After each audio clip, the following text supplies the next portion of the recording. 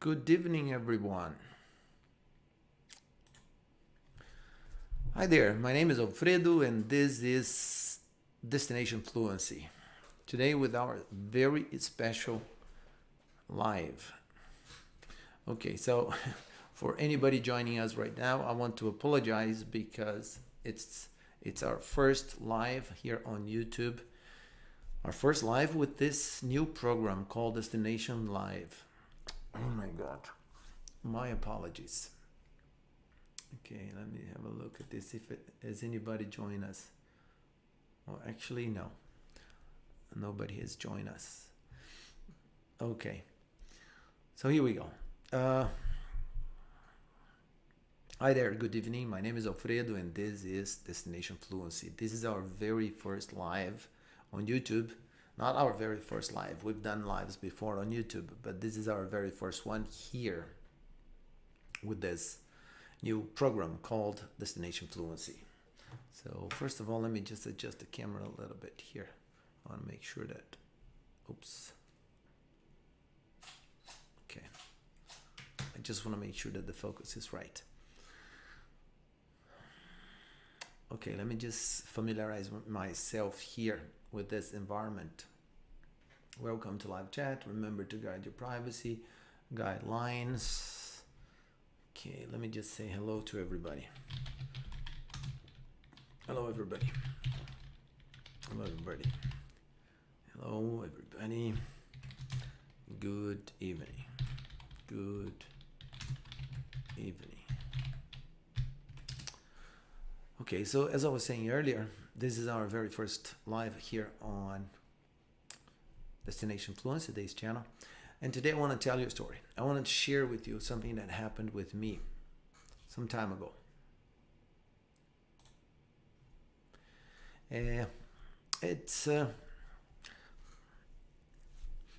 So today I want to share a story with you. It's about something that happened with me many years ago. And I love to share this idea, this story with my students, because I think it's good for the student who perhaps is struggling with listening, because this live today is about listening. I want to talk about one of your pains as a learner of the language, because there are many. Okay, sometimes people complain, oh my God, I can't pronounce words correctly, or my God, sometimes I can't organize my thoughts. I'm not fluent enough. I feel embarrassed. So we have all kinds of pains that we feel with the language. So today it's about listening. So perhaps my sharing with you about a pain that I used to have, a frustration that I used to have, and how I handled it, perhaps it can serve you. It can motivate you to do the same thing. Okay. So many years ago, I was teaching a class with Friends, you know, this American series. So many years ago, I was teaching with Friends. Actually, I've got a video right here on the top. You can see there, right? I'm moving the mouse right there. So anyway, many years ago, I was teaching a class, and mind you, I'm talking about a time when Netflix was not available, and videos like that were people shared. You know, there were those software, peer-to-peer softwares that allowed people to share material. So anyway, Netflix was not available. I didn't have a Friends DVD or anything, but I downloaded this video, and I used to use this particular episode with my students. And the reason why I used to love using that example, that particular episode, it's because that episode is really good for teaching past simple. And I remember, that there was this part of the film that I could never ever understand. And it used to be a very frustrating experience for me. So let me just show you. Let me just play a little bit of the video for you, and then we'll discuss it. Let me explain to you what I mean. Let's just go back a little bit. Hey, what's the matter?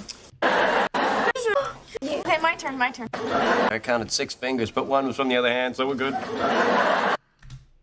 Okay, so that's Rachel. She was in the hospital and she had just had a baby daughter.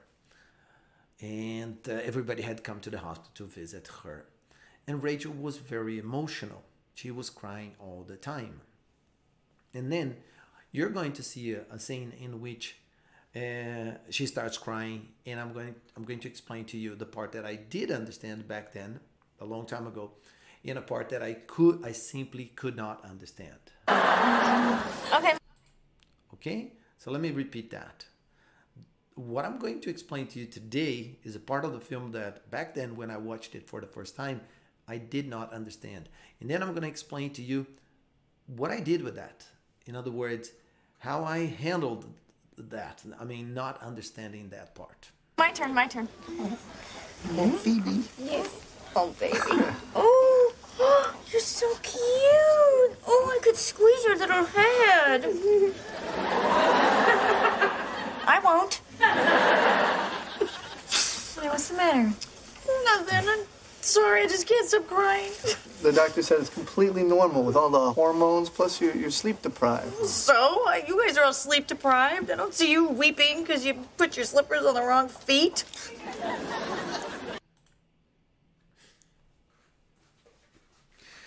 Okay, I'm sorry that I'm laughing about this, but it's because I love Friends, and every time I watch, I always think it's fun to watch it. So anyway, let me explain to you what happened. So Rachel was very, very emotional because a few hours earlier she had a child. She had a baby daughter, and then she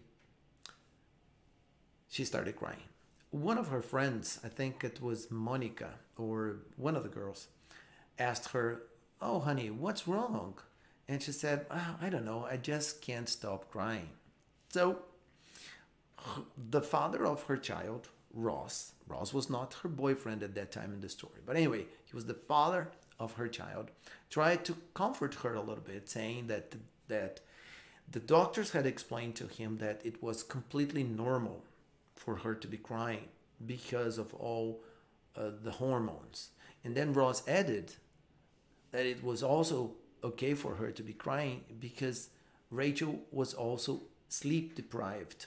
In other words, for practically 48 hours, she had not slept because she had been in labor, for about 40 hours or something like that. It was a very long journey. It was a very long labor for Rachel.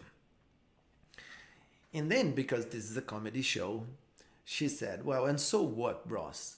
You're always sleep deprived," because in the series, Ross is a university professor, and for some reason, he doesn't sleep much. I guess she's suggesting that he's up all night reading articles, studying, and like her, he's also always sleep deprived. And then she makes a joke. "Look, you're always sleep deprived, but I don't see you weeping." Okay, so this word weeping, let me write it down here for you. Okay, so let's have a look at that. Okay, so here we go with Friends. Rachel says, "I don't see you weeping," which means the same as crying. So think about that. Rachel says, "Okay, Ross, you're always sleep deprived, but I don't see you crying. I don't see you weeping just because you put your slippers in the wrong foot." So let's listen to that once again, because I think it's really interesting to hear what she says. Let's have a look at it one more time. Oh, God. Weeping because you guys are all sleep deprived. I don't see you weeping because you put your slippers on the wrong feet. Okay. So, guys, let me repeat that. Ross, she says, "Ross, you're always sleep deprived. I don't see you weeping just because you put your sleepers in the wrong feet. So imagine this, you get up in the morning and then you put your right foot in your left sleeper, and then you put your left feet on your right sleeper. In other words, you put your feet in the wrong sleepers. And I don't see you crying because of that. And why did she make that joke? Well, because that's exactly what she probably had done. That's probably what she had done before. She put her feet in the wrong sleepers and then she started crying. And then comes the story that I want to share with you, which is this one. Listen to her. Oh, God. What's the matter now? I was reliving it. So do you know? Okay, and then she starts crying again, and Joey asks her what was wrong at that time. I mean, what was wrong then? Why was she crying again? And then she said, well, and she was kind of mumbling the words because she was crying, and I couldn't understand. Okay, and then here's the lesson that I want to share with you. So I was a teacher using this video as source material with my students. And then I got to this point, and when I was preparing the lesson, when I was watching everything and preparing the questions that I was going to ask my students about what they had understood, when I was preparing the warm-up listening activities for this class, I stumbled upon the scene, which I couldn't figure out. I couldn't figure out what she said. But here's the trick. I decided to abstract that. I decided not to care about that. And then every time I had to use this particular video exercise with my students, I would get to that point and either skip that part or even allow my students to see, to watch that scene, just to see if somebody would have questions about that. Because you see, I was not embarrassed, I was not ashamed because I didn't know that part. And I wanted to use myself as a model, as an example to my students, because I wanted them to know that even though I was a teacher, there were parts of films that I couldn't understand myself. But that didn't stop me from watching everything, from paying attention to everything. And then I remember I used to explain to my students that if they asked me how much of the scene I had understood, I would say that I had understood practically 100%. So what was the technique that I used to apply at that time? Well, the technique I used to apply at that time was the following. I would allow myself to listen to that part again. I would go back and play that part like 2, 3, 4, 5 times. But then I wouldn't go much further than that, because if I played 5 times and if I couldn't still figure out what she said, you know what my technique was? I used to say to myself, you know what? Leave it. The hell with it. The hell with it. One day, I think I will understand this. One day out of the blue, I'm going to be watching this in a different context, in a different situation, and it's just going to dawn on me. I'm just going to figure out. I'm just going to understand what. Right now, I'm not going to care about this. And then by applying this technique, by learning how to pay attention to everything that was around something that I could not understand, allowed me to understand what that particular piece contained. So I knew that Rachel was sad, she was depressed because she had had a baby, and that she was crying for nothing. And I knew that just putting her feet in the wrong sleepers was enough for her to get her crying. So I understood the joke, I understood the context, and I understood everything. But there was that particular piece there that I could not understand. And I allowed my students to see that I couldn't understand that myself, to encourage them to do the same, to teach them that the important thing is to get the big picture, to understand the context. Because my belief was that if you focus only on that thing that you did not understand, chances are that you're going to put so much energy there, so much focus in there, that you're going to end up forgetting the rest of the scene. And this is really sad because, you know, the other parts of the scene that you can actually understand, well, these are things that you can talk about because you can talk about what you understood. But what can you say about what you didn't understand? Because if you didn't understand that scene, that particular part, well, you have nothing to talk about. You have nothing to say except to say, well, I didn't understand that part. So anyway, I used to emphasize on that. I used to really strongly advise my students not to care about those little things that eventually they would miss. And it really worked. And I really helped lots and lots of students to develop their learning skills. And then, like I said earlier, I would do that. You know, I would...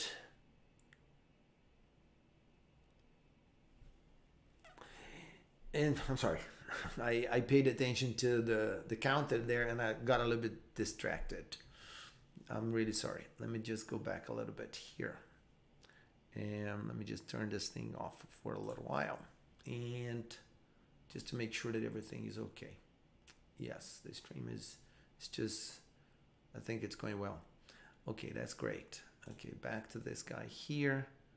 Okay, so back to what I was saying earlier. So that was my strategy. You know, I would not allow something, I used to say, something meaningless, you know, to stop me from understanding the context, to understand the big picture. And I would encourage my students to do the same.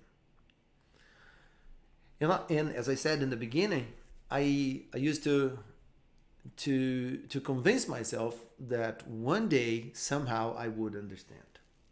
And with this particular scene, you know, with this particular episode of Friends, something really funny happened because I think I had been using this same episode for more than 5 or 6 years. Because as I said earlier, this is a great episode for teaching past simple, you know, because you have the past simple of the verb to be, you have the past simple of regular and irregular verbs, and you have lots of examples of the characters using the auxiliary did to ask questions, to answer questions. And it's really interesting. For a teacher teaching past simple, this is the perfect lesson. And it's fun. And it's fun teaching English with friends. That's what this channel is all about. You know, this program, Destination Fluency, is about this. It's about acquiring fluency, having fun with the language. But anyway, as I was saying, I had been teaching this particular lesson for more than 6 years. And at that point, if you asked me, okay, Alfredo, what about that scene? Have you figured out the message there? Have you figured out what Rachel was saying there? And the answer was no, I had not. But then one day I was in the classroom, okay, and the teacher who was and there was an American teacher working in the school with me. And he just walked past my door on the way to the bathroom or something, or he went somewhere to get a cup of coffee. And I was kind of having a break. I didn't have a student with me at that time. And then I had an idea, you know, it just occurred to me. I said, hey, his name was Sean. And I said, hey, Sean, come over here. I've got a question for you. Can you spare 5 minutes? Can you give me 2 minutes? And said, yeah, how can I help you? So then I invited him to sit down. I gave him one headset like this. And then I explained to him my story with this episode of Friends. And I told him that over the years I had used that episode and I always understood everything. But there was this particular scene, this particular moment in the scene that I could not understand. And then he sat down, he put the headphones on, and I played the scene. So let me play it for you. And here's the funny thing. Maybe you can understand, you know, right away. And if you do, please leave a comment in the comment section of this video later on, okay? I will really appreciate if you do that. So let's listen to this together. Here we go. What you're gonna call her yet? Oh, wait a minute. It's not going to be baby girl? I thought that was so original. It's going to be baby... Living it. Because you put kids are all sleep deprived. I don't see you weeping because you put your slippers on the wrong feet. Oh, God. What's the matter now? I was reliving it. So I played this very part, okay? I played exactly this part to my friend, to this teacher who used to work with me, Sean. And then I asked him, I said, Sean, and actually I didn't, because I picked up a headphone for myself and I watched the whole scene with him as well. And then when I stopped, he took off his headset and he looked at me and said, okay, Alfredo. And I said, don't say anything. And he asked, why? Well, because now I think I understood. And then I told him that Rachel said I was reliving it. In other words, in her mind, he was reliving that moment when earlier on she had put her slippers on the wrong foot and had started crying because of that. So that's exactly what she said. And the joke was that, well, I'm crying again. So I cried when I made that mistake with my slippers. And now when I'm reliving this in my mind, well, then I'm crying again. So I understood that. And then I looked at him and I asked for confirmation. And I asked him just to confirm, to see if I was wrong or if I was right. And he said, no, that's and then he said, well, no, that's absolutely right. That's exactly what happened. Well done. And then I said, oh my God, man, this is amazing. I've been not understanding this for the past 5, 6 years, 7 years. I must have watched this particular scene more than 50 times. And now it's just amazing. I mean, just because you're here and you can answer that question to me, and then it dawns on me. And I don't know if it was a coincidence or something. I don't know if it's because I didn't feel under pressure. I didn't feel embarrassed at all because I did not understand what she said. I mean, now I know what she said, but back then, for many years, I couldn't understand. But so, what is my message here? What am I trying to suggest to you? Well, that's exactly it. You have got to let go of the little things. You have got to learn to not care. And that's why sometimes I joke with my students. The secret of understanding more, it's learning how to not understand. And I know that sounds crazy, but it's just a play with words. It's not how to not understand, but how to not care about the little things that you can't understand. Because at some point you will understand. But right now, you have to accept the fact that you can't. And the reason why I like to emphasize on that particular idea with my students, it's because think about this. If you're that kind of person who gets stuck, oh my God, I have to figure out, I have to understand what she said here. And you're in the very beginning of the scene, like you've seen only 5 minutes. Well, chances are that you're not going to finish the film. Chances are that you're going to get obsessed about that scene, about that particular expression there that she used, and that's going to mess up with the rest of the story. But if you learn how to skip that, and if you learn to pay attention to what is around, in other words, all the expressions, all the words, all the structures that are around and that you can understand, chances are that you're going to figure out what is missing. I like to use, with my students, I like to use the black box concept. I tell them to get that part of the story which they don't know exactly what is in it. Put it in create a kind of an imaginary box. I call that the black box. Just like in airplanes, you have a black box which contains the recordings of a flight. And when there's an accident, they retrieve the black box, and then they go inside that black box and investigate and extract information that help them understand and investigate how the accident happened. So I like to use the black box idea. So I advise my students to put them in a box and then label the box, you know. And what do I mean by label the box? And what do I mean by label the box? Well, it's to give some meaning based on the context of the situation. Just write a sentence. Just think of a sentence. Think of a number of words that you can associate with that scene, just to give some meaning, regardless of how accurate you are.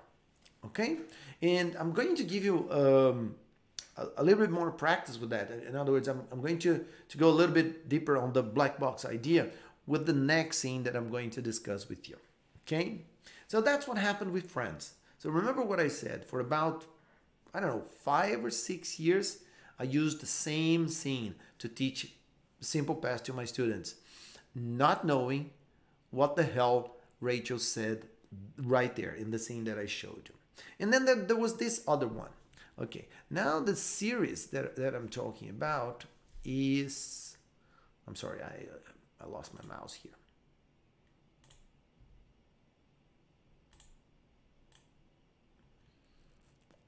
So this other one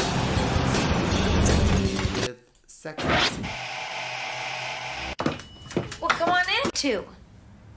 So yes, I have made some turning away. I love you. Gary. Gary. Okay. So, a little bit of context to you first. Sex and the City. In this scene, the blonde girl, whose back is facing us, is going through a very difficult moment in her life because she is broke. She's got no money. She was engaged to her fiance, but they broke up. And now she's got to find $40,000 to buy her apartment, otherwise she's out on the street. The thing is, when they were together, her boyfriend, who had some money, bought the apartment where she lived. And this apartment is very important for Carrie because she had lived there more than 10 years. And Carrie is a real New Yorker. You know, she loves the city, and she lives in a very nice neighborhood. It's a simple apartment, but it's a nice place, and she has a very special relationship with this place. And now she's in a situation like this.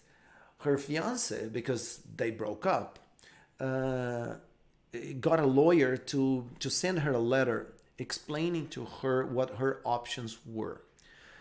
She had two options. She could either buy his apartment, because now the apartment was his, for the same price he had paid, or she could vacate the apartment and then he would try to sell it. Okay, but because she had very special feelings, you know, towards this apartment, she was trying to think of a way to get the money so that she could buy this apartment. And some of her friends had offered her at least part of the money, or had offered to help her in some ways.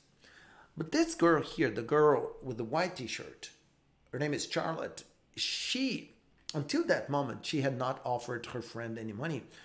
And the reason for that, it's because she believed that friendship and money didn't mix. So they were having a kind of argument because for Carrie, because they were such close friends, as a friend, she believed that Charlotte, seeing another friend in need, the least she could do was to offer the money, because Carrie would not accept anyway. But she was angry, you know, Carrie was angry because Charlotte, the brunette, had not even offered her the money. It's almost like she was ignoring her. She was ignoring her problem. So anyway, that day she had come to Charlotte's apartment to confront her, to have this conversation with her. And it is at this point that Carrie is going to use an expression that for many years I couldn't understand myself. So I want to show you what this expression is. Listen to the conversation first. Gary. I love you. But it's not my job to fix your finances. You're a 35-year-old woman. You need to learn to stand on your own. Charlotte? What is that on your finger? I just wear it when I'm alone in my house. And you're telling me to be more independent? It's my ring. I can wear it if I want to. And so what if it makes me feel better? And for the record, the only reason that I am volunteering is because no one will hire me. I've called 7 galleries. Apparently, I have too much experience. You're right. It's your ring. It's your business. I just got all worked up on the walk over here. You walked? No, I took a $5 cab ride 7 blocks. These shoes pinch my feet, but I love them. I am in a financial cul-de-sac, but I'm gonna take the bus. Just hope I'm not on it.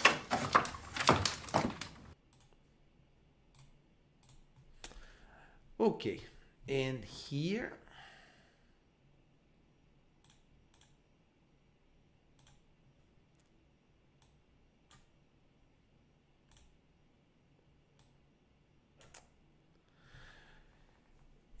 is the sentence that I could not figure out.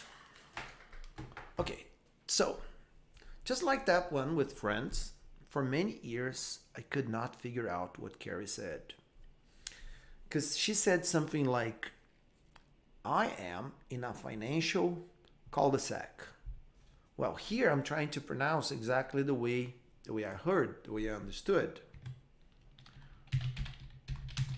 I understood this. I'm in a financial cul-de-sac. Well, that doesn't make much sense. But I tried to make sense of it, you know, because these were the words that came into my mind. Because, you know, sack, for example, is a verb. People get sacked when they lose their jobs. So if your boss is not happy with your performance at work anymore, he will sack you. In other words, he will fire you. You will get dismissed. And then I thought, okay, I'm in a financial cul-de-sac. So I'm in a financial situation similar to that when I lose my job and then I don't have money. So in other words, I tried to get the sound of those words that I thought I was hearing and tried to connect to the context of the film, because I knew that Carrie was broke. I knew she needed to borrow money from the bank, from her friends. And so I tried to connect the expression with her situation. But then, once again, and I did that. Let me just share this with you. I Googled this. So I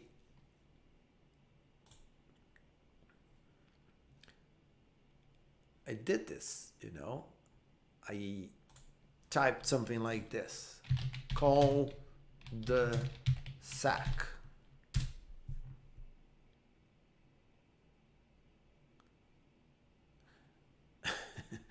Well, it's unbelievable. Okay, well, the answer is here already. It just ruined my example. Well, because Google is so smart nowadays because of the artificial intelligence behind it, that by just typing the sound of that expression, you already get the right one. Because, okay, now I have to explain to you what that sound, I mean, what is the expression behind that sound? Well, the expression behind that sound is actually this. Cul-de-sac. Cul-de-sac. And it sounds exactly like that. Cul-de-sac. Cul-de-sac. It's a French expression, okay? And now, if I were to Google this, okay, looking for images actually, cul-de-sac.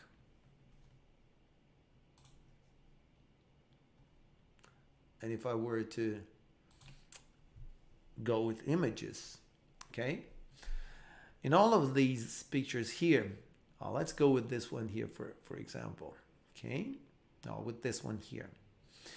This is a cul-de-sac street. In other words, it's a dead end street. So you get into this street and there's no exit. The only way to get out of the street is to turn around and go back the same way you come in. And so it's a dead end street. So it's a street without an exit.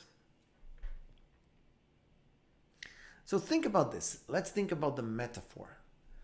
So back when I could not understand the expression cul-de-sac, I used the black box concept and I said, okay, I don't know exactly what is in the black box, but I'm going to label it like this. Carrie is in a financial difficult situation. So the black box became it became a difficult situation, a financial difficult situation. And then when I learned the expression, it made perfect sense to me. So she got to a point in her life that there was no way out. There was no exit, for her. It was like she was stuck. She got to the end of that street and there was no way out. And the street is her financial situation or her financial trouble. But you see what I did? I didn't know the meaning of that expression. I didn't know that it referred to a street with a dead end without an exit. But based on the context of the scene, I figured out that whatever she was saying, she meant something like, I am in trouble with money. I am in a difficult financial situation. And then she said something else about walking there and saving money because she didn't have money to pay for a cab, for a taxi, and something like that. Okay? But the only reason I was able to do that, I was able to figure that out, it's because I did not focus on the expression that I didn't know. And then I have another suggestion for you here. I have another argument, which is, isn't that crazy? Look, of course, like I said, I did not dwell on that. I kind of gave it up, at some point, because I Googled cul-de-sac many times and I could not find anything that made sense. So at some point, after I played the video 3 or 4 times, I said, you know what? Just like I did with friends, one day, somehow, I'm going to learn this. And that's exactly what happened. One day I was watching another film, completely different context. And I think that in that particular film, it was not even a metaphor. It was really a street. It was really a cul-de-sac. But I recognized the sound. And then I thought, oh my God, it's exactly the same expression. Because I don't know, I can't explain to you why, but I have a good memory for this kind of thing. And then I remembered that I had seen that before, and it was in an episode of Sex and the City.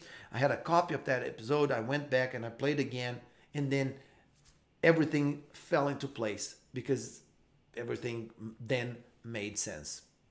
And it was a very interesting experience to me. And I love to share this story with my students because as a teacher, sometimes your students, they look up to you and they say, oh, my teacher, he understands everything. I think it's good for them. It gives them a sense of, it's difficult for me to explain exactly what I mean, but it gives them a sense that you're on the same boat. I suppose the word that I could use is this: they can relate to you. They see you as a normal person, a person with limitations, and they have limitations too. The only difference between you and them is that you have learned an effective way of dealing with your limitations so that they don't stop you from learning, they don't stop you from advancing. Because as a student, sometimes what happens to you is that because you haven't learned that yet, you still think that that you have to be perfect, that you have to understand everything, and you feel very frustrated. But when you see your teacher dealing with that in a very kind of a relaxed way and getting very good results, well, that in most cases motivate the students to do the same, to apply the same principle and start getting the same results. And that's what I would like to share with you today with this video. Okay, just a second, let me just confirm something here. Yeah, here we go. So basically that's it. I just wanted to share these two. Actually, I wanted to share this tip, this experience that I've acquired over the years with listening. I wanted to make a video in which I could share this with my students. I hope you found it useful. I hope you found it insightful, if you will. And my suggestion to you is this: apply this principle. You're going to be surprised by how much your listening is going to improve by applying this technique. It's a simple technique, but it can be very, very effective. It can really bring excellent results to you. Okay, so that's it. That's the end of our first live here on our new channel, Destination Fluency, live number 1. My name is Alfredo. This is Destination Fluency. Welcome to our channel. Feel free to leave a comment. Feel free to subscribe to our channel. And I hope to see you again. Tomorrow we are going live again, probably around the same time. And tomorrow I plan to bring some new tips, some new suggestions to you.